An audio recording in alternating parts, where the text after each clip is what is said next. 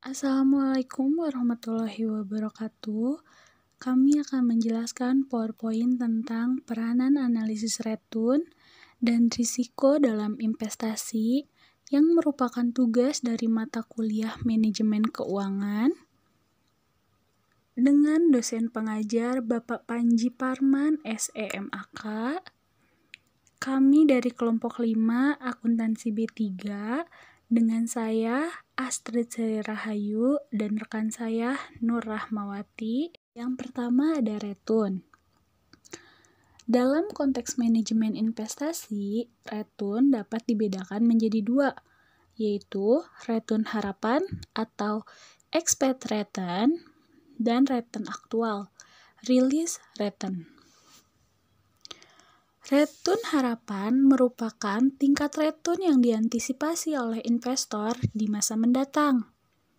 Pada return harapan, investor harus memperhitungkan setiap kemungkinan terwujud dengan tingkat return tertentu yang dikenal dengan probabilitas kejadian. Yang kedua, ada return aktual, merupakan tingkat return yang diperoleh pada masa lalu. Pada return aktual, hasil dari perkiraan return yang akan terjadi dan probabilitasnya yang disebut sebagai distribusi probabilitas. Selanjutnya ada rumus menghitung return harapan dari suatu sekuritas. Secara matematis, ER yang merupakan return harapan dari suatu sekuritas sama dengan penjumlahan dari T sama dengan 1 yang merupakan periode ke-1 sampai dengan periode ke-N dengan RI yang merupakan return ke I yang mungkin terjadi dikali dengan PRI yang merupakan probabilitas kejadian return ke I. Lalu, ada rumus pengukuran return yang dikenal pertama secara aritmatik mean. Secara aritmatik mean biasanya dipakai untuk menghitung return harapan dengan rumus X sama dengan penjumlahan nilai return selama satu periode dibagi total jumlah periode. Yang kedua, ada secara geometrik. Geometrik biasanya dipakai untuk mencari return aktual dengan rumus G sama dengan 1 ditambah R1 yang merupakan return tiap periode, hingga 1 ditambah R ke N, pangkat 1 dibagi N dikurangi 1, dengan catatan R merupakan return tiap periode dan N merupakan jumlah item. Lebih memahami rumus-rumus tersebut, kami ilustrasikan ke dalam beberapa contoh soal. Contoh soal yang pertama, sekuritas PT Angkasa memiliki kondisi ekonomi seperti dalam tabel berikut ini. Kondisi ekonomi kuat mempunyai probabilitas 0,40 dengan return 0,30. Kondisi ekonomi sedang mempunyai probabilitas 0,50 dengan return 0,25. Kondisi ekonomi resesi mempunyai probabilitas 0,40 dengan return 0,20. Hitunglah return harapan dari suatu sekuritas PT Angkasa tersebut. Pembahasan, diketahui probabilitas dari kondisi ekonomi sebagai berikut. Dengan RI juga diketahui return dari kondisi ekonomi sebagai berikut. Ditanyakan berapa return harapan dari suatu sekuritas. Dijawab dengan memasukkan rumus yang ada. ER sama dengan penjumlahan dari return dikali probabilitas kejadian. Sama dengan 0,30 dikali 0,40 ditambah 0,25 dikali 0,50 ditambah 0,20 dikali 0,40 sama dengan 0,325. Jadi, return harapan dari suatu sekuritas PT Angkasa adalah 0,325 atau 32,5%. Contoh soal selanjutnya adalah aset Bank Tan Company selama 5 tahun memberikan return berturut-turut sebagai tabel di samping. Tentukan return berdasarkan metode arithmetic mean dan retun berdasarkan metode geometric mean. Diketahui bahwa penjumlahan dari seluruh retun 23,75 dalam persen, dengan N sama dengan 5 dan R sama dengan retun tiap periode.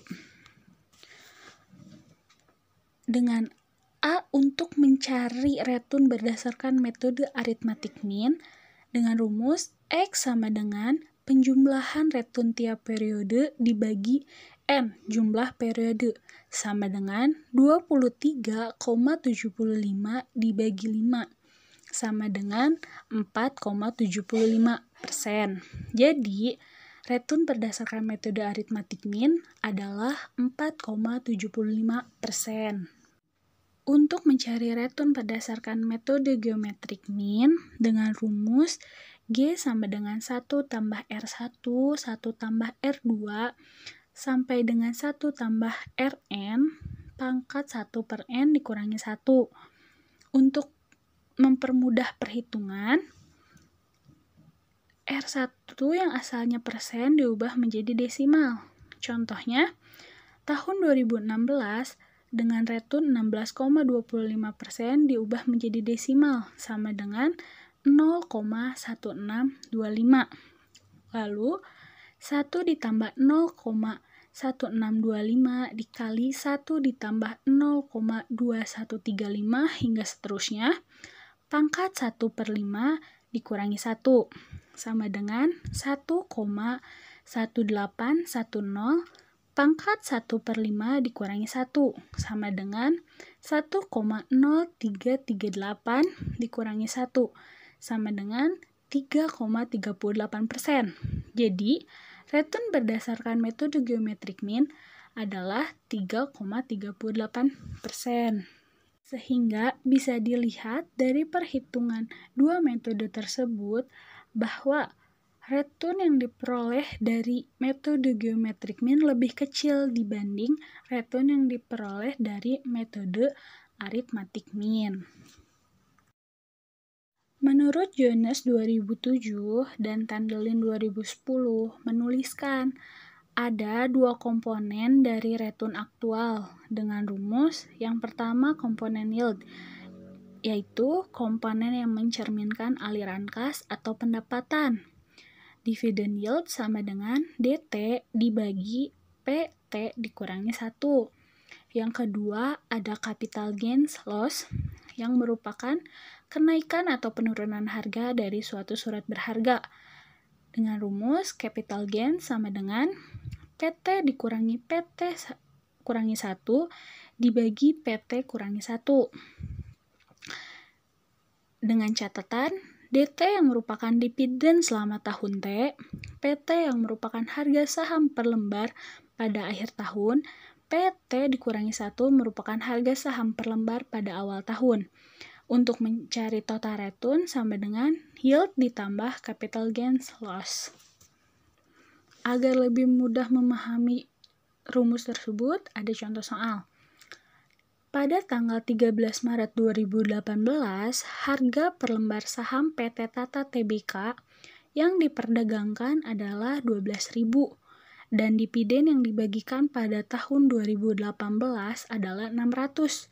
Sehingga pada akhir tahun harga per lembar saham PT Tata Tbk adalah 15.000. Jadi, hitunglah total retun menggunakan yield dan capital gains. Diketahui bahwa dividen pada tahun T sama dengan 600 dengan PT yaitu harga lembar per saham pada awal tahun 12.000 dan PT pada akhir tahun 15.000. Yang pertama dicari yield, yaitu dividen dibagi harga lembar saham pada awal tahun sama dengan 600 dibagi 12 sama dengan 0,05 atau 5%. Yang kedua, mencari capital gains.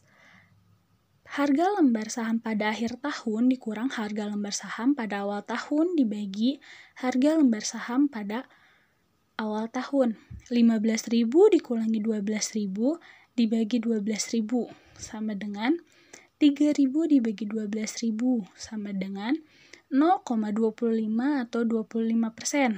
Untuk mencari total return, yaitu penjumlahan dari yield ditambah capital gains, sama dengan 5% ditambah 25%, sama dengan 30%. Jadi, total return PT Tata Tbk pada tahun 2018 sebesar 30%. Menurut Husnan 2005 menuliskan bahwa untuk menghitung return agar tidak bias karena terpengaruh oleh magnitude pembaginya adalah dengan rumus RIT sama dengan LN dibagi PIT ditambah 1 dibagi PIT, dengan catatan RIT merupakan return saham I pada periode ke T, PIT ditambah 1 sama dengan harga saham pada periode T tambah 1 dengan PIT yang merupakan harga saham pada periode T. Untuk mengurangi risiko, investor perlu menambahkan jumlah emiten dalam portofolionya dengan rumus ERP sama dengan penjumlahan dari T sama dengan 1 yang merupakan periode ke-1 hingga periode ke-N dengan W yaitu bobot portofolio dari sekuritas ke I dengan ERI yang merupakan return harapan dari suatu sekuritas ke I. Agar lebih mudah memahami rumusnya, ada contoh soal. Expect return portofolio yang diketahui dengan sekuritas A, B, C, D dengan probabilitas 15%, 12%, 20%, dan 16% dengan return 20.000. Ditanya, berapakah return yang diharapkan dari portofolio berikut? Dengan rumus ERP sama dengan penjumlahan dari I sama dengan 1 hingga periode ke N dengan WI yang merupakan return dengan ERI yang merupakan probabilitas pada suatu sekuritas. Semuanya diubah dulu menjadi desimal. Dengan contoh, sekuritas A yang mempunyai probabilitas 15% diubah menjadi desimal hingga 0,15. Lalu, returnnya 20.000 diubah menjadi desimal sama dengan 0,20. Dijumlahkan hingga mendapat hasil 0,13 atau 13%. Jadi, return yang diharapkan dari portofolio adalah 13%. Risiko. Dalam konteks manajemen investasi, risiko merupakan besarnya penyimpanan antara tingkat pengembalian yang diharapkan, expected return, dengan tingkat pengembalian aktual, actual return. Semakin besar penyimpanan, berarti semakin besar tingkat risikonya. Dengan kata lain, semakin besar investasi yang Anda tanam, maka semakin besar pula tingkat risikonya. Lalu, menurut Budi 2005 menyatakan bahwa deviasi standar dari tingkat return adalah ukuran dari risiko. Menurut Tandelin 2010 menuliskan bahwa pengukuran variabilitas return yang paling umum digunakan adalah varians dan deviasi standar. Dalam pengukuran risiko juga diperlukan untuk menghitung risiko relatif sekuritas tersebut. Ukuran risiko relatif yang biasa dipakai adalah koefisien varians. Yang pertama adalah varians dihitung dengan rumus varian return sama dengan sigma pangkat 2 sama dengan I sama dengan 1 hingga periode ke N dengan RI yang merupakan return ke I yang mungkin terjadi dikurangi return harapan dari suatu sekuritas pangkat 2 dikali dengan probabilitas kejadian return ke I. Lalu selanjutnya ada deviasi standar dihitung dengan rumus deviasi standar sama dengan sigma sama dengan akar dari sigma pangkat 2. Lalu ada koefisien varians dihitung dengan rumus koefisien varians sama dengan standar deviasi return dibagi return yang diharapkan. Untuk memperjelas rumus tersebut ada contoh soal. Berikut ini merupakan data return saham PT DNA. Sesuai tabel di samping, tentukan varians returnnya, deviasi standarnya, dan koefisien variasinya. Diketahui bahwa RI merupakan return setiap periode dan PRI merupakan probabilitas tiap periode, dan ER yang merupakan return dari suatu sekuritas dan jumlah return dari sekuritas yaitu 0,78. Untuk mencari varians return yaitu sigma pangkat 2 sama dengan RI dikurangi ERI pangkat 2 PRI, yaitu dengan contoh 0,6 yang merupakan RI dikurang 0,78 pangkat 2 dikali 0,1 hingga seterusnya, dan mendapatkan jumlah 0,04244. Jadi, varians return dari PT DNA adalah 0,04244. Lalu, untuk mencari deviasi standarnya menggunakan rumus sigma sama dengan akar dari sigma pangkat 2 sama dengan akar dari 0,04244 sama dengan 0,2060 atau 20,6%. Jadi, deviasi standar PT DNA adalah 0,2060 atau 20,6%.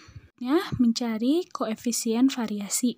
Koefisien variasi sama dengan standar deviasi return dibagi return yang diharapkan, sama dengan 0,2060 dibagi 0,78 sama dengan 0,26410. Jadi, koefisien variasi PT DNA adalah 0,26410. Pada penelitian Rianto 2014 mengatakan bahwa selain varians, investor dapat mengukur risiko dan kerugian terburuk dari investasi dengan menggunakan value at risk (VAR). Menurut Philip Base dalam Hidayat pada tahun 2006, value at risk adalah suatu metode pengukuran risiko secara statistik yang memperkirakan kerugian maksimum yang mungkin terjadi atas suatu portofolio pada tingkat kepercayaan tertentu. Selanjutnya, ada analisis risiko portofolio. Analisis risiko portofolio merupakan manajemen portofolio yang dikenal dengan adanya konsep pengurangan risiko. Konsep ini menyatakan bahwa jika menambah secara terus-menerus jenis sekuritas ke dalam portofolio, maka manfaat risiko yang kita peroleh akan semakin besar. Konsep ini didasari pada asumsi return dan sekuritas yang bersifat independen.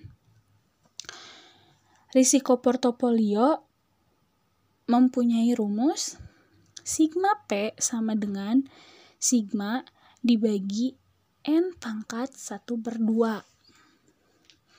Dengan contoh soal, risiko setiap sekuritas sebesar 0,50. Jika kita memasukkan 100 saham dalam portofolio tersebut, tentukan risiko dalam portofolionya. Diketahui sigma sama dengan 0,50 dan N sama dengan 100. Dengan rumus sigma P sama dengan sigma dibagi N pangkat 1/2 sama dengan 0,50 dibagi 100 pangkat 1/2 sama dengan 0,05. Jadi, risiko dalam portofolionya adalah 0,05. Lalu ada disverifikasi. Investor perlu melakukan disverifikasi untuk menurunkan risiko investasi. Beberapa prinsip disverifikasi portofolio. Yang pertama, ada disverifikasi random, yang merupakan disverifikasi secara acak pada berbagai jenis aset pada portofolio tanpa memperhatikan karakteristik dan hubungan antar aset. Yang kedua, ada disverifikasi Markowitz, yaitu pembentukan portofolio dengan mempertimbangkan kovarian dan koefisien korelasi negatif antar aset agar dapat menurunkan risiko portofolio. Menurut Tendelin 2010, ada beberapa sumber risiko yang mempengaruhi besarnya risiko suatu investasi, yaitu yang pertama ada interest risk, adalah risiko yang berasal dari variabilitas return akibat perubahan tingkat suku bunga. Yang kedua ada market risk, adalah risiko yang berasal dari variabilitas return karena fluktuasi dalam keseluruhan pasar, sehingga berpengaruh pada semua sekuritas. Yang ketiga, ada inflation risk, yaitu suatu faktor yang mempengaruhi semua sekuritas. Yang keempat, ada business risk, adalah risiko yang ada karena melakukan bisnis pada industri tertentu. Yang kelima, ada financial risk yang merupakan risiko yang timbul karena penggunaan leverage finansial oleh perusahaan. Yang keenam, ada liquidity risk, adalah risiko yang berhubungan dengan pasar sekunder tertentu di mana sekuritas diperdagangkan. Yang ketujuh, ada exchange risk, yaitu risiko yang berasal dari variabilitas return suatu sekuritas karena fluktuasi currency. Yang kedelapan, ada country risk, yang merupakan risiko ini menyangkut politik suatu negara, sehingga mengarah pada political risk.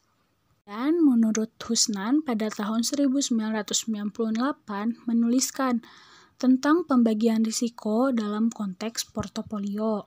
Yang pertama, ada risiko sistematis yang merupakan risiko yang disebabkan oleh faktor-faktor makro yang mempengaruhi semua sekuritas sehingga tidak dapat dihilangkan dengan disverifikasi.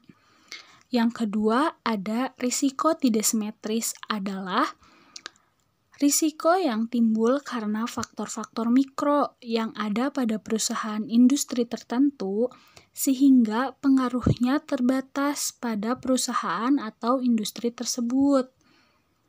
Yang ketiga, ada risk avoider atau takut terhadap risiko. Karakter investor seperti ini sangat berhati-hati dalam mengambil keputusan, bahkan cenderung menghindari risiko. Yang keempat, ada risk indifference, yaitu bagi investor yang berkarakter seperti ini cenderung memiliki kehati-hatian yang tinggi atau bisa disebut mudah ragu-ragu. Yang kelima, ada risk seeker atau risk lover. Karakter ini adalah tipe yang sangat suka pada risiko, tipe yang sangat suka pada tantangan. Risk seeker atau risk lover dibagi menjadi 3, yaitu kondisi pasti. Dalam kondisi ini, pengambilan keputusan yang dilakukan adalah berlangsung tanpa adanya banyak alternatif. Keputusan yang diambil sudah jelas dan fokus yang dituju. Yang kedua, ada kondisi tidak pasti. Pada kondisi ini, proses pengambilan keputusan lebih kompleks karena belum diketahui probabilitasnya atau hasil yang mungkin diperoleh. Yang ketiga, kondisi konflik. Pada kondisi konflik, maka pengambilan keputusan yang dilakukan akan menimbulkan dampak yang bisa saja merugikan salah satu pihak. Selanjutnya ada mengelola risiko. Dalam aktivitas yang namanya risiko pasti terjadi dan sulit untuk dihindari, baik bagi investor individual maupun investor institusional. Pada dasarnya, risiko itu sendiri dapat dikelola dengan 4 cara, yaitu yang pertama, memperkecil risiko. yaitu keputusan untuk memperkecil risiko dengan cara tidak memperbesar setiap keputusan yang mengandung risiko tinggi. Yang kedua, mengalihkan risiko. Keputusan untuk mengalihkan risiko dengan cara risiko yang diterima dialihkan ke tempat lain sebagian.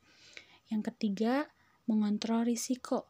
Keputusan mengontrol risiko dengan cara melakukan kebijakan mengantisipasi terhadap timbulnya risiko sebelum risiko itu terjadi. Yang keempat, pendanaan risiko. Keputusan pendanaan risiko bersangkutan dengan menyediakan sejumlah dana sebagai cadangan guna mengantisipasi munculnya risiko di kemudian hari. Materi selanjutnya akan disampaikan oleh rekan saya. Hubungan antara return dan resiko. Investor dapat memakai metode capital asset pricing model dan arbitrage pricing teori.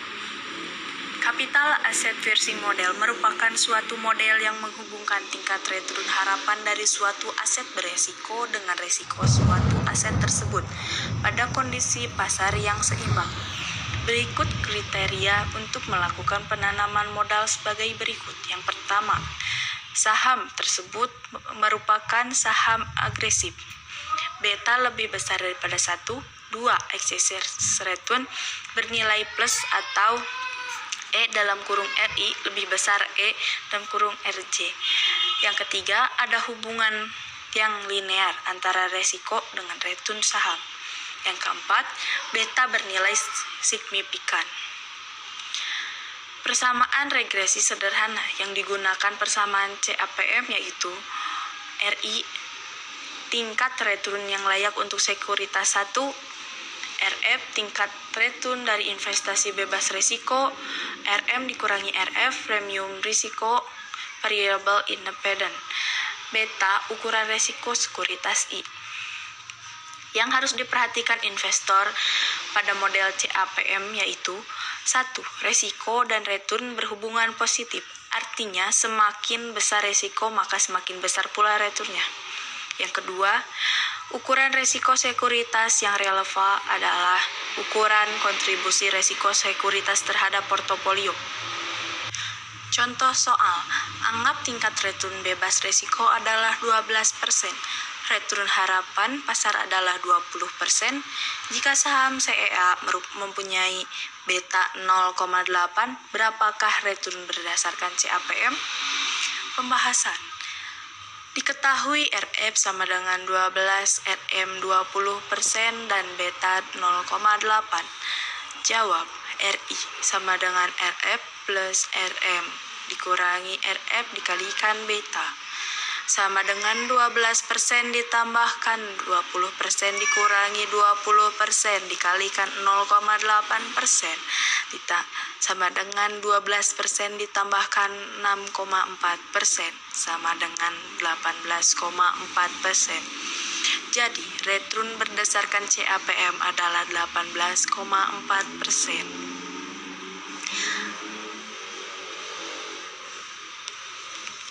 APT menggambarkan hubungan return dan resiko, tapi dengan menggunakan asumsi dan prosedur yang berbeda.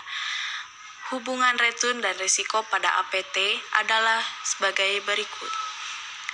Dalam kurung RI sama dengan RF ditambahkan BI premis risiko untuk faktor 1 ditambahkan BI 2 premi risiko untuk faktor 2 ditambahkan bin dalam kurung premi risiko untuk faktor N. Dengan demikian, APT mengasumsikan bahwa sekuritas yang berbeda akan mempunyai sensitivitas terhadap faktor-faktor risiko sistematis yang berbeda pula. Contoh soal, PT MTP return yang diharapkan dari obligasi pemerintah adalah 8%. Return yang diharapkan portofolio pasar adalah 12%. Berapa rate of return yang diharapkan saham PT MTP apabila beta 1,4? Dijawab. Diketahui RF sama dengan 8%, RM sama dengan 12%, beta sama dengan 1,4. Maka MTP sama dengan 8% ditambahkan 12% dikurangi 8% dikalikan 1,4 sama dengan hasilnya 13,6%. Semakin tinggi beta suatu sekuritas, maka semakin tinggi resiko pasar, sehingga semakin tinggi pula return yang diminta oleh investor untuk sekuritas yang bersangkutan. Return dan resiko dalam perspektif syariah. Dalam investasi perlu diperhatikan kehalalan aset investasi. Saham yang halal adalah saham yang sudah mendapatkan screening dan pemerintah yakin BIY, DSN, MUI, dan OJK-nya. Selain return, investor juga harus memperhatikan risiko dalam investasi. Dalam konsep syariah, risiko adalah sunnatullah, sebagaimana terdapat dalam Al-Quran surat Luqman ayat 34. Syariah juga membagi risiko menjadi 3 tingkatan, yaitu maishir, gorar, natural risk. Vogel dan Haschel dalam Pratiwi 2010 menyebutkan bahwa dalam banyak hadis resiko-resiko yang dilarang Islam dikelompokkan dalam 4 hal, yaitu the pure speculation, the values atau perjudian. Yang kedua, the uncertain outcome. Hasil tidak dapat diketahui akibat tidak adanya batasan-batasan. Contohnya, membeli ikan dalam laut. Yang ketiga, the unknowable future benefit. Manfaat masa depan tidak diketahui sehingga pembeli memiliki harapan palsu atau penjual akhirnya dibayar terlalu banyak. Contoh, membeli buah sebelum matang. Yang keempat, inexactitude. Tidak atau kurang tepat. Contohnya, membeli barang yang tidak ditimbang.